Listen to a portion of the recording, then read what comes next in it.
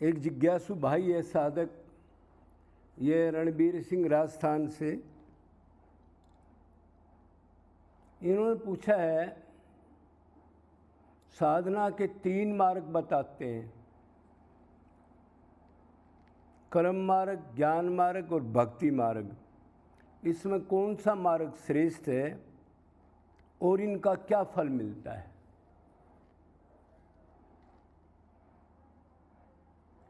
तो ज़्यादातर देखो, भगवान ने तो गीता में कई प्रकार के योग बताए हैं।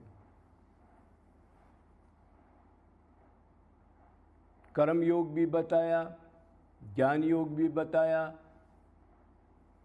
भक्ति योग बताया, हठ योग, लय योग, मंत्र योग, राजयोग, अनासक्ति योग और भी योग बताए हैं। लेकिन मेन इनमें से 3 का ही ज़्यादा जिक्र करते हैं। वैसे आपने पूछा, उसमें चौथा भी ले लेना चाहिए। एक कर्म मार्ग, एक ज्ञान मार्ग, एक भक्ति मार्ग, एक योग मार्ग। ज़्यादातर चर्चा में ये 4 ही रहते हैं। तो पहले तो ये समझ लें कि कर्म क्या है, ज्ञान मार्ग क्या है, भक्ति मार्ग, योग मार्ग, मोटा मोटा थोड़ा 1-1, 2-2 मिनट का। फिर मेन हमने आना है भक्ति योग पर, जिससे हमारा कल्याण हो, जिससे हमारे को जो लक्ष्य है आनंद प्राप्ति का, दुख निवृत्ति का, सदा के लिए, उसकी प्राप्ति के लिए है भक्ति योग। तो पहले कर्म मार्ग है। कर्म मार्ग उसको कहते हैं जो वर्ण धर्म आश्रम में जो आदमी रहते हैं, सांसारिक हम लोग,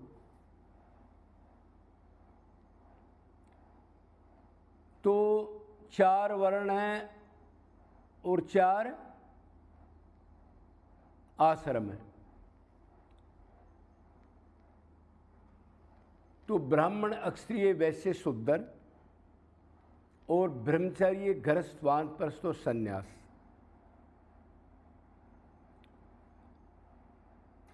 तो जो 4 हैं, ब्राह्मण, क्षत्रिय, वैश्य, शूद्र, वो आप अपना काम करें।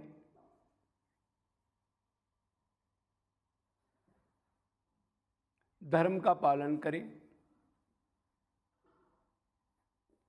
और जितना टाइम मिले भगवान की भक्ति करें। जैसे अनुष्ठान वगैरह करते हैं, देवता वगैरह की पूजा करते हैं, कोई कर्म धर्म करते हैं, उसको कर्म कांड भी कहते हैं।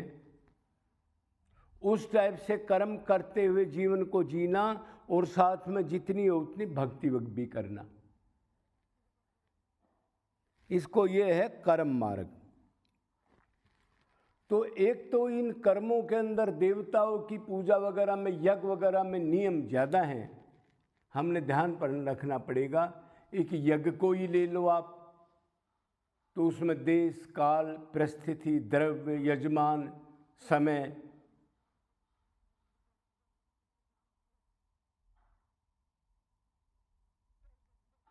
इसके रूल होते हैं, मतलब उनका पालन करना पड़ता है। अभी एक यज्ञ करना है, कोई धार्मिक अनुष्ठान करना हमने, तो उसके लिए पहले कैसा, कहाँ पर करना है, ये निक मन मर्जी आया उधरी कर ले। वेद शास्त्र के मुताबिक जो लिखा है उसी जगह करना है। किस समय करना है, वो भी वेदों के अनुसार समय हो। कौन करेगा, वो भी पहली बात तो ब्राह्मण हो और वो वेदों का जानकार हो। किस चीज़ से करेगा, तो द्रव्य, धन, वो शुद्ध होना चाहिए। कोई सामग्री है, कोई घी है, कोई और चीज़ है, मंत्रों का उच्चारण बिल्कुल शुद्ध होना चाहिए। थोड़ा सा भी मंत्र गलत बोल दिया तो यज्ञ सफल नहीं है और कई बार उसका उल्टा फल भी मिल जाता है। और कराने वाला का भी मन ठीक होना चाहिए और करने वाला का भी ठीक होना चाहिए, उसका ध्यान भी होना चाहिए जो वो कार्य कर रहे हैं। तो एक छोटी सी चीज़ यज्ञ की बताई। ऐसे ही कोई भी कर्मकांड धार्मिक करना हमने, उसके अंदर परिस्थिति ऐसी होनी चाहिए, अब बिल्कुल वेदों के मुताबिक होना चाहिए। अगर आपने पूर्व में मुंह करके बैठना है तो पूर्व में ही बैठना है। देवता बगारी कर्मकांड, देवताओं की भक्ति पूजन के अंदर तरह तरह के विधान होते हैं, मन मर्जी से नहीं। तो ये तो हो गया कर्म मार्ग। अब आप इतनी कोशिश करो, इतनी लेबर करो, इतना ध्यान रखो, और उसका ये भी डर गलत हो गया तो इसका फल नहीं मिलेगा, और ज़्यादा नियमों में गड़बड़ होगी तो उल्टा फल भी मिलेगा। ऐसे शास्त्रों में कई उदाहरण हैं। और उसका फल आप सुन लो, आपने ये भी पूछा फल क्या होता है। उसका फल ज़्यादा से ज़्यादा बिल्कुल प्रॉपर ठीक करोगे तो स्वर्ग, वो भी जितना आपने कर्म धार्मिक किया है, पालन किया है, उतने दिन का, उस लिमिट में, तो स्वर्ग के अंदर वो आपको टाइम मिलेगा। उस टाइम तक आप स्वर्ग में रहोगे। स्वर्ग में तो थोड़े से भोग ज़्यादा हैं, पृथ्वी लोक से बहुत सीनियर है, और फिर आपको इधर ही आना पड़ेगा, जहाँ से चले थे उधर ही आगे। बल्कि कई बार तो स्वर्ग से आए हुए को मनुष्य शरीर भी नहीं मिलता, और भी नीचे का शरीर मिल जाता है। तो मतलब लेबर दुनिया भर की कई, और फल कुछ नहीं, मिटने वाला फल।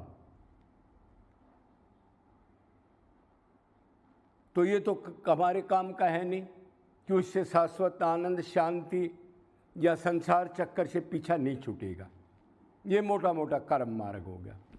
उसके बाद है ज्ञान मार्ग। ज्ञान मार्ग में एक तो अधिकारी मुश्किल है। ज्ञान मार्ग में जाओगे तो विवेक, वैराग्य, षट संपत्ति, ऐसी ऐसी कंडीशन है, सम, दम, तितिक्षा, दया, क्षमा, मुमुक्षुता, इतने टाइप के रूलों का ध्यान रखना पड़ेगा आपको। और अधिकारी वो होता है जो पहले सम, दम मतलब इंद्रियों को और मन को जीत ले, तब ज्ञान मार्ग शुरू होगा। तो आज के टाइम पर तो असंभव है, वो होगा नहीं। और आप मान लो कर भी रहोगे तो उसका फल है अज्ञान की निवृत्ति हो जाएगी। मतलब मैं शरीर नहीं हूँ, आत्मा हूँ, मतलब आत्मज्ञान प्राप्त हो जाएगा। मतलब पृथ्वी, अग्नि, वायु, आकाश, जल, अहंकार, इन पांचों क्षयों को आप जीत लोगे, लेकिन महान प्रकृति को नहीं जीत सकते। मतलब माया नहीं जाएगी, संसार चक्कर खत्म नहीं होगा, जन्म मरण आवागमन खत्म नहीं हो सकता। फिर आप कहोगे जी ज्ञान मार्ग से बहुत लोगों ने खत्म भी किया है। तो देखो जी, कलयुग में तो असंभव है। कली काल ना साधन दूजा, योग ज्ञान तप वर्तना पूजा। चैलेंज दिया है। अब कली काल में ये चीज़ प्रॉपर हो ही नहीं सकती, और इससे भगवत प्राप्ति हो ही नहीं सकती। कलयुग केवल नामाधारा, सुमर सुमर नर उतरे पारा, ये भी बता दिया।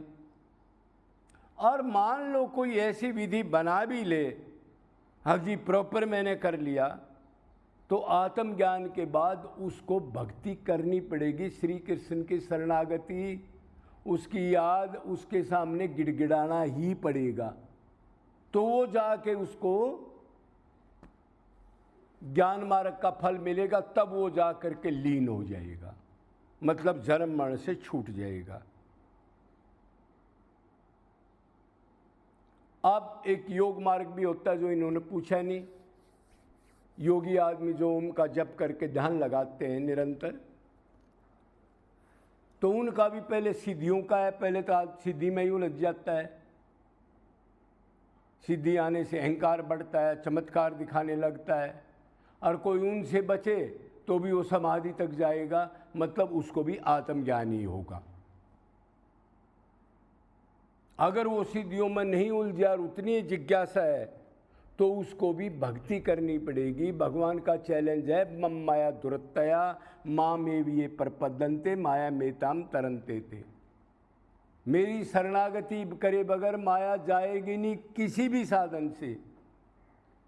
तप हो, यज्ञ हो, ब्रह्मचर्य हो, सत्य बोलते हो, निराहार रहते हो, फलाहार रहते हो, नंगे रहते हो, पानी में तपस्या कर रहे हो, कुछ भी करो चाहे, उसका फल नश्वर मिलेगा। कोई भी स्वर्ग आदि भगवान की प्राप्ति नहीं हो सकती। तो उसके लिए भी आपने भगवान की शरणागति होना पड़ेगा, तब आपका काम बन सकता है। मार्ग बहुत कठिन है दोनों का। योग कर्म वगैरह ये जो हैं वो बहुत हार्ड हैं। क्यों? बार बार गिरेगा आदमी। भगवान तो ठेका लेगा नहीं। भगवान तो ये कहता है, मम माया दुरत्या माँ में जो प्रबदंते माया मीताम तरंते थे। जो मेरी ही भक्ति करते हैं, मेरी ही शरणागति है, मेरा ही अनन्य चिंतन करते हैं। अनन्य भक्ति मतलब सिर्फ मेरी, दूसरे से राग द्वेष नहीं, कोई देवता वगैरह से या किसी से, सबको प्रणाम, लेकिन एक से प्रेम करें, उनकी माया जाएगी। तो अब अपने पास एक भक्ति मार्ग बच गया। भक्ति मार्ग को 2 मिनट समझ लेते हैं, बहुत बार बता दिया। भक्ति का मतलब ये है मन से श्री कृष्ण राम से प्रेम करना। मन से, या हाथ पैरों वाली पूजा छोड़ देना, मन और कहीं है तो वो 0/100 की काम मत करना, जो आजकल हो रहा है 99%। या थोड़ी देर मन लगा तो कामना की भक्ति, मेरा ये मिल जाए, ये मिल जाए। मतलब अब तक आप भगवान में सुख, अब तक संसार में सुख ही मान रहे हो, तभी भगवान से संसार मांग रहे हो। तो इसका मतलब आपका लक्ष्य ही नहीं आनंद प्राप्ति का। अब तक तो आप यही सोच रहे हो संसार में सुख है तो भगवान की आपको क्या जरूरत है। तो मन से अनन्य भक्ति, निरंतर भक्ति, नित्य दास है जीव, 24 घंटे भक्ति। चाहे आसन पर बैठ के करो, चाहे खड़े करो, चाहे लेट के करो, जैसी भी सुविधा हो आपको, लेकिन करना है निरंतर, अपने को आत्मा मान के। और निष्काम भक्ति, सिर्फ प्रभु का प्रेम, प्रभु की सेवा, उसको कैसे सुख मिले, मेरा जो है उसको निरंतर सुख कैसे मिले, इसी को भक्ति कहते हैं। जीवों पर अति करुणा आ जाएगी। जीवों में भी परमात्मा देख के, गधा, कुत्ता बेचारे जो भगवत स्वरूप हैं, जीव जंतु, पक्षी वगैरह, इनमें भी परमात्मा देख के उनकी भी साथ साथ सेवा करना। तो ये भक्ति मार्ग है। उसमें एक आपको क्षत्रिय ब्रह्मनिष्ठ गुरु भी चाहिएगा, जो साधना के नियम बताएगा, पहले आपसे साधना कराएगा, पहले मंत्र नहीं देगा। जब आप बिल्कुल वैराग्य त्याग्य सब कुछ हो जाओगे घर से बिल्कुल, और आपका अहंकार निकल जाएगा साधना करा के, तब वो मंत्र देगा। उस मंत्र को कहते हैं भगवत प्राप्ति। आज की तरह ड्रामा नहीं, अगर मंत्र दे के छोड़ दिया, वो दुकान पे या कहीं भी नौकरी करके छल कपट कर रहा है, गुरु ने मंत्र दे के छोड़ दिया। अब गुरु की क्या हालत होगी या चेले की, वो तो भगवान जानता है। तो एक भक्ति मार्ग ही ऐसा है, आसान भी है, कोई कड़े नियम नहीं है। भगवान का नाम आप लेट के लो, बैठ के लो, गोबर के भरे के लो, नहा करके लो, धो करके, लेकिन मन की अटैचमेंट चाहिए, अपना एक संबंध बना के उससे। दास से सांख्य वात्सल्य माधुर्य, कोई भी एक संबंध तो बन ही जाएगा आपका। जब अपना मानोगे तो उसकी याद ऑटोमेटिक आएगी। कोई माला कंठी की जरूरत नहीं है आप अच्छे आदमी के लिए। तो जब अपना है तो फिर वैसे याद आएगा, माला से थोड़ा याद करता है कोई, घर की चीज़ों को भी जिससे अटैचमेंट है। तो वो फल नश्वर है उन तीनों का, और ये शाश्वत। अब भी भक्ति, शुरुआत भक्ति, बीच में भक्ति, गोलोक जाने के बाद भी भक्ति, निरंतर भक्ति, नित्य वर्धमान आनंद, सदा के लिए माला माल अपने घर, अपने पिता के पास गोलोक वगैरह में, फिर दोबारा नहीं आना पड़ता अर्जुन उसको। एक ही दवाई है, सिर्फ भक्ति। कली काल में तो और कोई मतलब ही नहीं, फिर भी लोग मानते नहीं, चलो उनकी मर्जी है, लेकिन जो असली है वो तो कली काल में अपनी भक्ति करके, छुप के, लोगों से प्रचार ना करे, लोग भीड़ इकट्ठी ना करे, अपना एकांत में भगवत प्राप्ति पागल बन के कर ले। तो अब आप मोटा मोटा समझ गए होगे, डिटेल तो बहुत है, उसको कहने की जरूरत नहीं है। बोलो वृंदावन बिहारी लाल की।